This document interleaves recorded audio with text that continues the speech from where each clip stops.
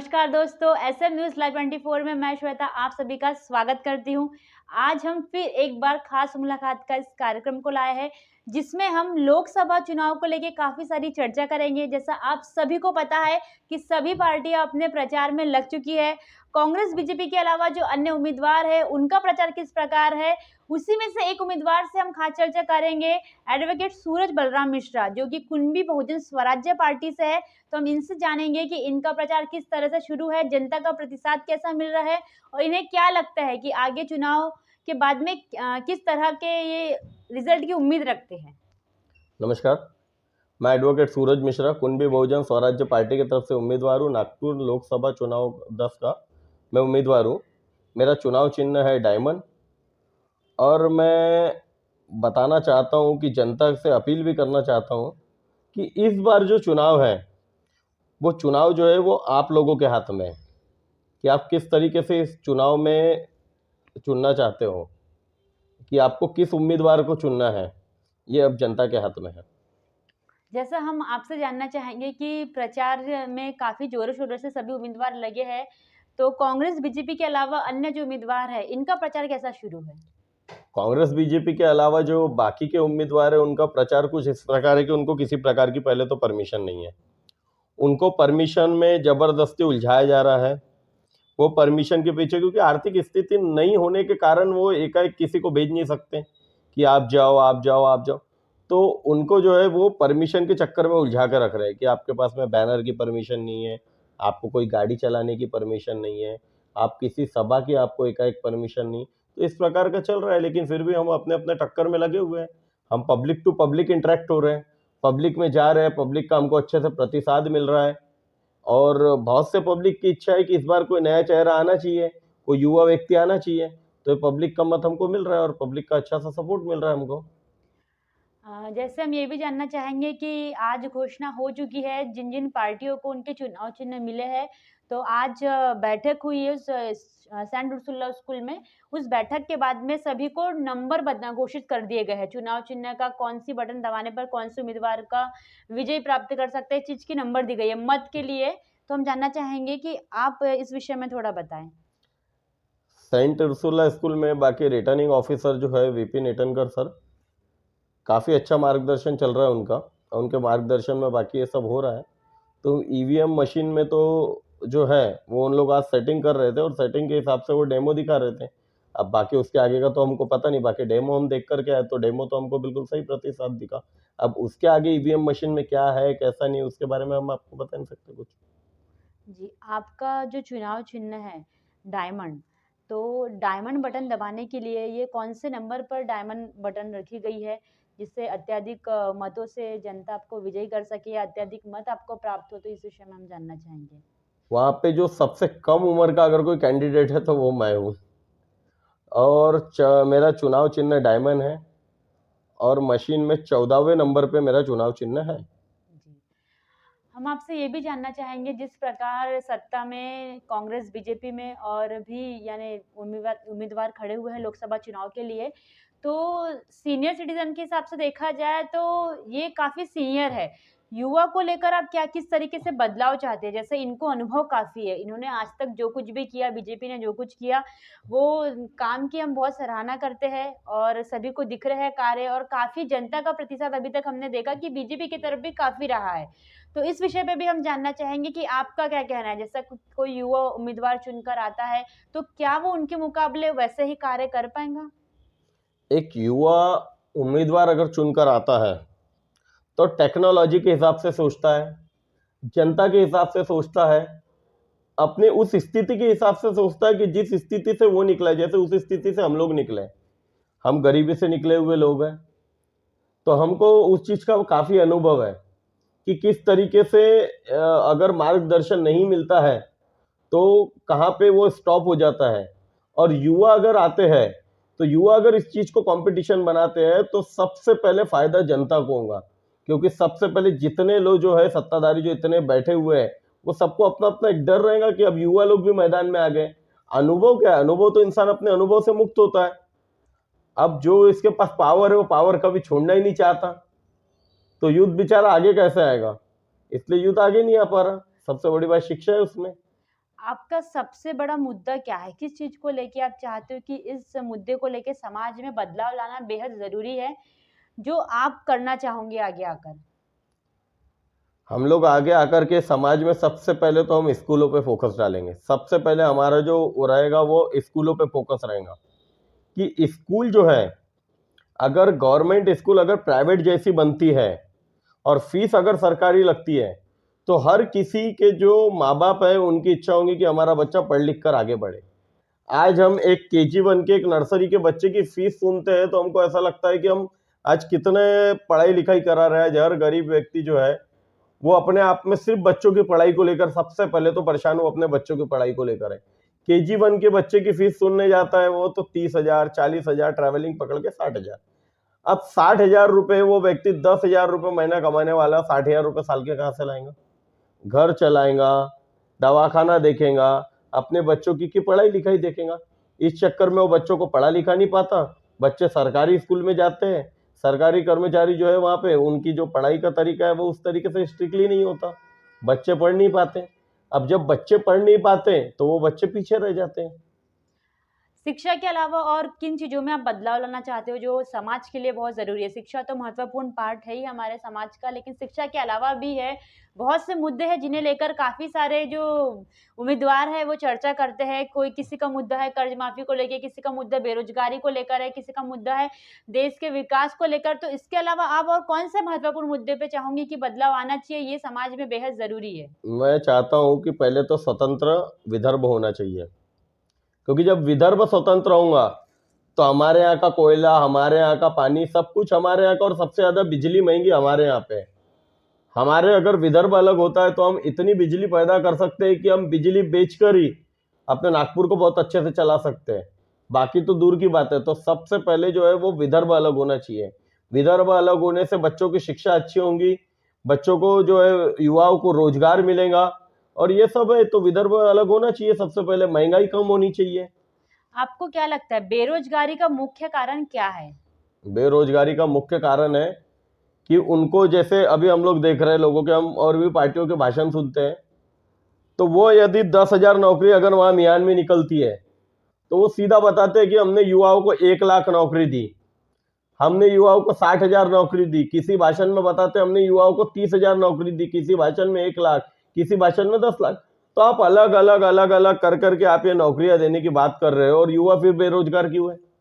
आज इतने दिन से आप लोग बैठे हो सत्ता में, तो हर युवा के हाथ में रोजगार होना चाहिए, बल्कि रोड बनने से, ये सब बनने से तो युवाओं के रोजगार चले गए।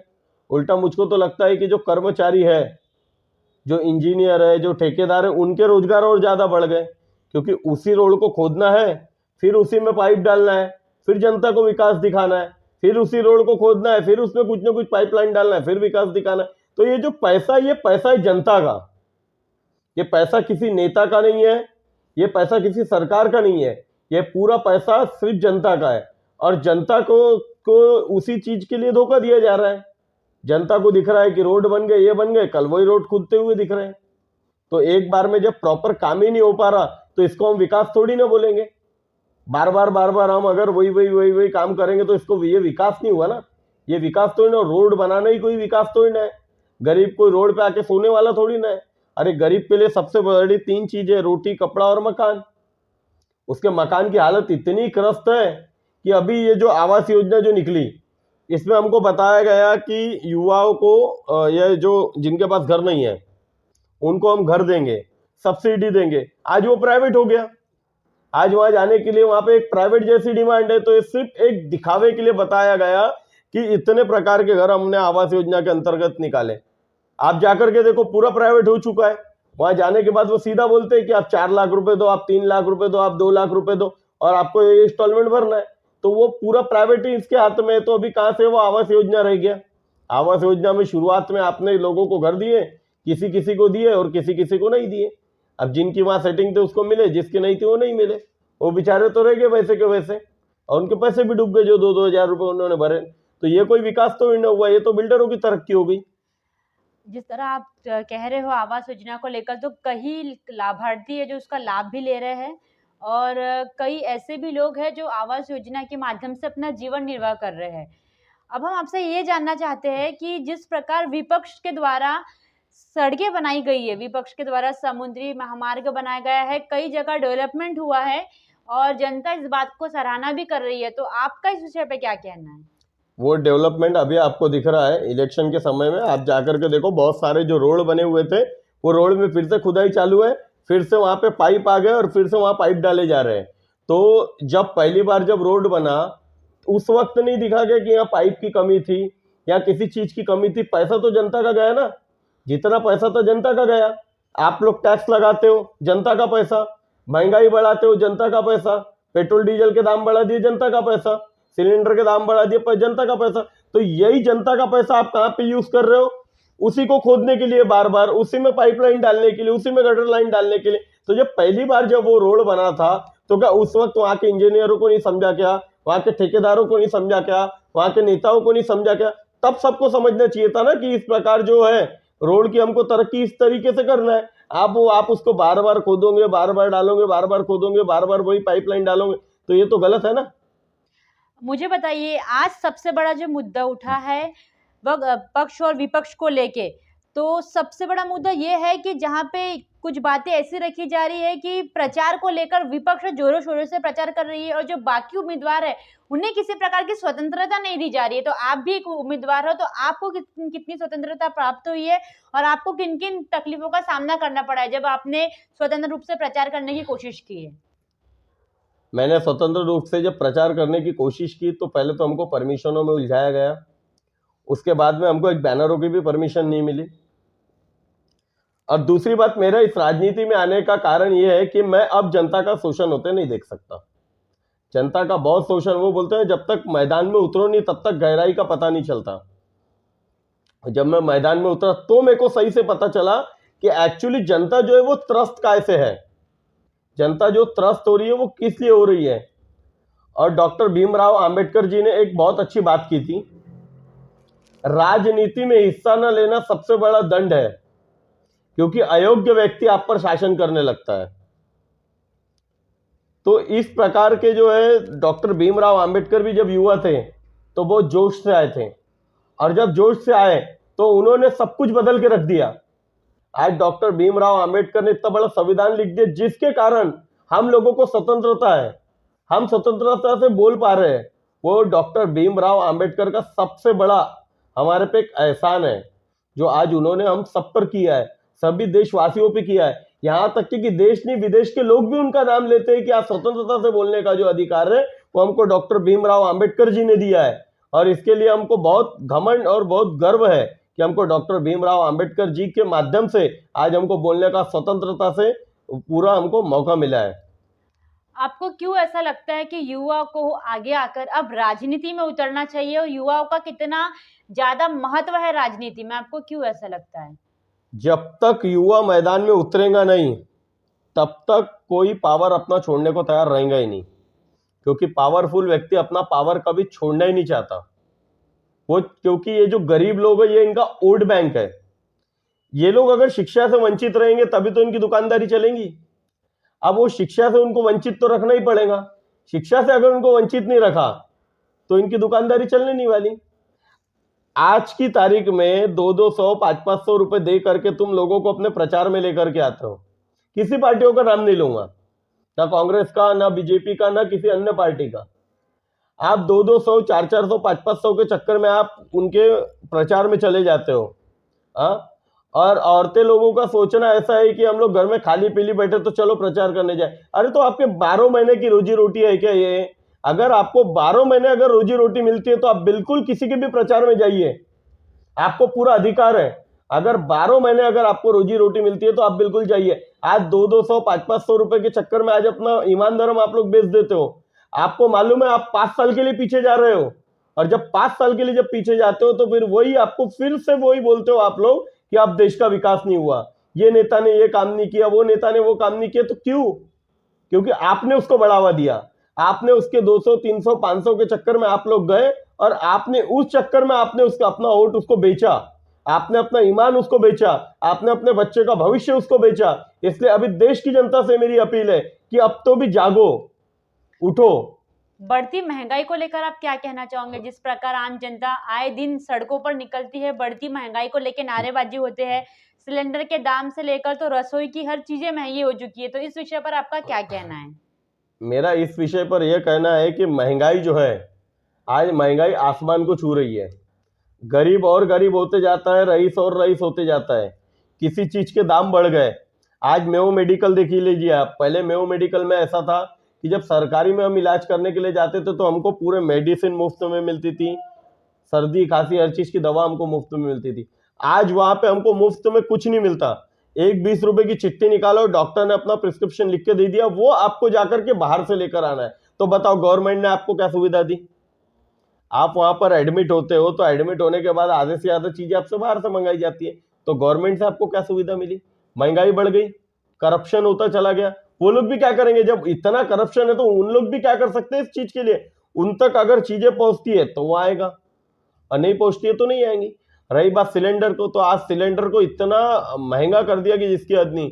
आज गरीब लोग जो है वो किस तरीके से अपने परिवार को चला रहे हो, तो एक गरीब को ही पता होगा कि आज किस तरीके से। अगर कभी किसी हाल जानना है तो आप झोपड़पट्टी में चले जाओ, तब पता चलता है कि हमको कि असली गरीबी होती क्या है और किस तरीके से वो बेचारे चूल्हे में जलाते। आज उनके पास तो लकड़ियों की भी पहले जैसी सुविधा नहीं है।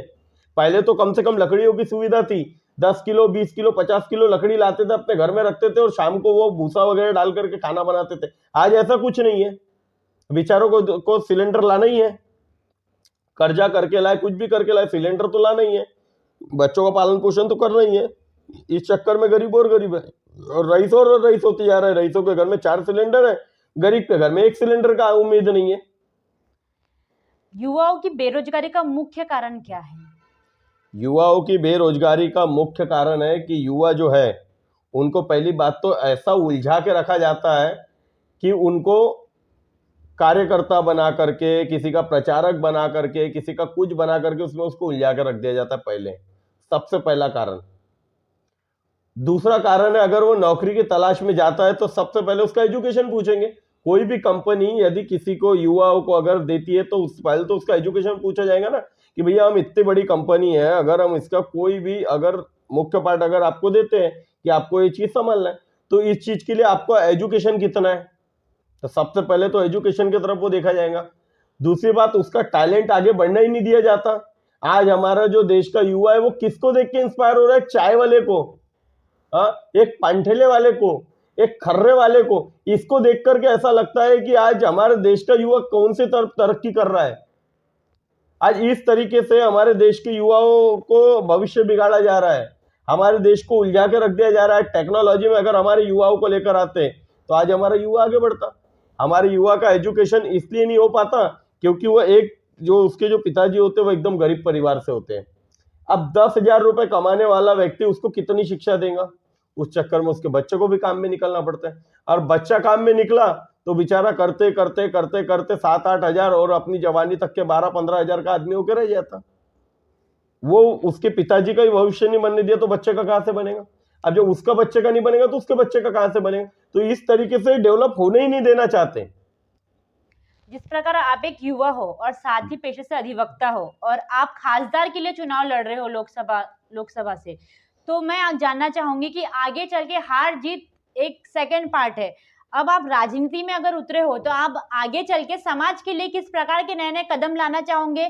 जीतना हारना तो ये दूसरी बात है। पहली बात मैं आपका मत जानना चाहती हूँ कि आपके किस तरीके से बदलाव रहेंगे कि अब आप समाज में एक राजनीति रूप से एक युवा आगे आके समक्ष लोगों के खड़े हो और आप सारे उम्मीदवार में सबसे कम उम्र के हो, तो आपको देख के बाकी युवा भी आपसे प्रेरित होकर कुछ कदम बढ़ाए, कुछ समाज के लिए, कुछ देश के लिए करे, तो आपका क्या कदम रहेगा अगला? समाज सेवा करते करते मेरे को आज करीब करीब 10 साल हो गए। मैं पहले भी लोगों की मदद करता था, लोगों के लिए जाता था, लोगों के लिए दौड़ता था। आधी आधी रात को लोगों को मैं दवाखाने लेके गया हूँ। मैं एम्बुलेंस भी चलाता था, मैंने एम्बुलेंस चलाई है, मैंने लोगों की मदद की है। मैंने कोरोना काल में लोगों को किट बांटी है, इधर से जमा करता था, उधर से जमा करता था, कुछ अपने पैसे डालता था और लोगों को मैंने अनाज दिया है, लोगों की मैंने समाज सेवा की है। लेकिन जैसे कि मैंने आपको बताया कि डॉक्टर भीमराव अंबेडकर जी ने एक बात कही है कि राजनीति में हिस्सा न लेना सबसे बड़ा दंड है, क्योंकि अयोग्य व्यक्ति आप पर शासन करने लगता है। इसलिए मैं राजनीति में अब उतरा हूं, क्योंकि मैं युवाओं के लिए अब कुछ करना चाहता हूं, बुजुर्गों के लिए कुछ करना चाहता हूं, देश के लिए कुछ करना चाहता हूं। अब उसके करने के लिए मुझे सबसे पहले राजनीति में उतरना बहुत जरूरी है। सबसे पहले तो मुझे नागपुर की जनता के लिए कुछ करना है। जब नागपुर की जनता का प्यार मेरे प्रति दिखने लगेगा तो आगे आगे मैं बढ़ते चले जाऊंगा, और जैसे जैसे मैं बढ़ते चले जाऊंगा अपने शहर को, अपने देश को आगे आगे बढ़ाते चले जाऊंगा। जैसे बहुत अच्छे विचार लगे हमें अधिवक्ता सूरज मिश्रा जी के, जिन्होंने कहा कि ये युवा होके आगे आके लोगों की मदद करेंगे, समाज में नए बदलाव लाएंगे, और पिछले 10 वर्षों से लगातार समाज में सामाजिक कार्य करके लोगों की मदद कर रहे हैं, और खासदार चुनाव के बाद भी इनका कार्य लगातार चालू ही रहेगा। जैसा आपने देखा कि एक खास मुलाकात में हमने जाना कि लोकसभा चुनाव को लेके किस प्रकार से कांटे की टक्कर सारे उम्मीदवारों में एक दूसरे के बीच मची हुई है। उसके साथ ही प्रचार को लेकर देखा जाए तो किस प्रकार से प्रचार में बाकी उम्मीदवारों को कौन-कौन सी तकलीफों का सामना करना पड़ रहा है, और समाज के कुछ खास मुद्दे जिस पर हमने चर्चा की और जाना कि समाज की वास्तविकता क्या है। तो इसी प्रकार के कुछ मुद्दों पर हम आने वाले समय में भी चर्चा करते रहेंगे। अगर आपके मन में भी कोई सवाल है तो आप हमें कमेंट बॉक्स में ज़रूर भेजिए। हम उस मुद्दे पे फिर से एक बार खास मुलाकात करेंगे। ऐसे एपिसोड और भी आते रहेंगे। देखते रहिए एसएम न्यूज़ लाइव 24। मैं रिपोर्टर श्वेता मिश्रा, कैमरामैन आकाश के साथ धन्यवाद।